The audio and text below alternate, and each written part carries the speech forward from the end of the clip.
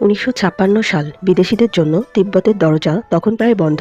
রাজনৈতিক কারণে ভারতের সঙ্গে তিব্বতের সম্পর্ক প্রায় ছিন্ন। সেই সময় এক বঙ্গ সন্তান লেখক বিমল দে মাত্র ১৬ বছর বয়সে বাড়ি থেকে পালিয়ে বোধগয়া হয়ে তিনি এক সাধু বাবার ভক্ত হয়ে তার পিছু পিছু পায়ে হেঁটেই পৌঁছান সিকিমে। সেখানে দেখা হয়ে যায় এক তিব্বতী সাধুর সাথে, যিনি তাকে দীক্ষিত করেন এবং নিজের দলে টেনে নেন।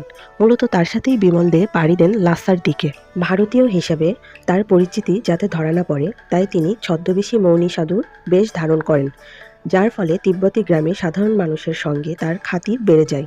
কেউ প্রণামী দিতে চান, তো কেউ আশীর্বাদ নিতে চান। চলার পথে পড়েছে ছোটোখাটো পাহাড়, উপত্যকা আর বরফ গলে সৃষ্টি হওয়া পাহাড়ি নদী। ঠান্ডা বাতাস দিনের বেলা সূর্যের তাপে একটু দূরে গিয়ে অপেক্ষা করে, সন্ধে হলেই সে আবার নেমে আসে। রাতের ঠান্ডা এখানে ভয়ঙ্কর। এভাবে দিনের পর দিন চলতে থাকে ওনার যাত্রা। গ্রামের পর গ্রাম পেরিয়ে যায়। অবশেষে তিনি তার কাঙ্ক্ষিত লক্ষ্যে পৌঁছান। তিনি তিব্বতের লাসা, কৈলাস, মানস সরোবর সম্পূর্ণ পায়ে হেঁটে ভ্রমণ করে ফিরে আসেন ভারতে।